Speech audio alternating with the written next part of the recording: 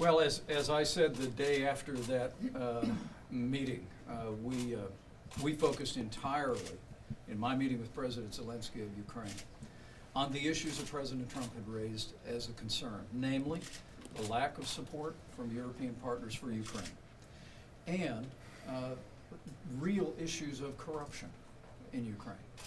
But the American people have every right to ensure that when we're investing hundreds of millions of dollars to support the territorial integrity and the sovereignty and the security of Ukraine, that those dollars are being spent in a way that's honest and represents a government free of corruption. The good news is President Zelensky was elected last spring on an anti-corruption message.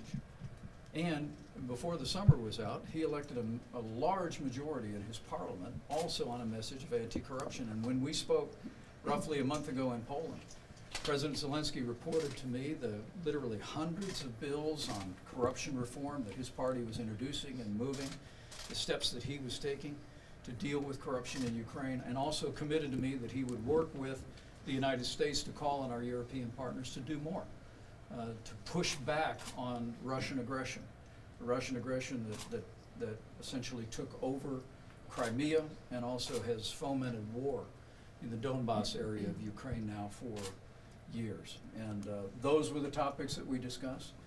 That was all we discussed. But the simple truth is that those are the same issues that the president raised with President Zelensky in their call. The president spoke about lack of European support. He spoke about corruption. And he tasked me to go and to meet with the president of Ukraine and carry our concerns about those issues. And anyone that looks at the president's transcript will see that the president was raising issues that were appropriate, that were of genuine interest to the American people. And as more facts come out of this, as people take time to read the transcript of the president's call and reflect on these facts, I think they'll come to realize this is just more of the same of what we've seen from Democrats for the last 2.5 years.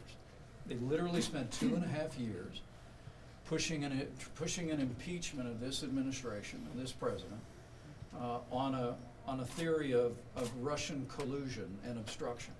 And when that didn't pan out, they briefly tried to talk about impeaching Justice Kavanaugh off the Supreme Court. And over the last 10 days, we're back to talking impeachment. I think the people of America are saying enough is enough.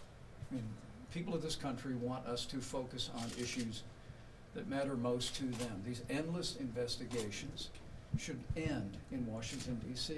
And Speaker Pelosi and the Democrats ought to be focusing on issues of security, of prosperity, infrastructure, the USMCA, lowering drug prices, and whatever they want to fight about in Washington, D.C., I promise you President Trump and I are going to keep fighting for the issues that matter most to the American people. And Mr. Pence, Pence, biggest takeaway from today's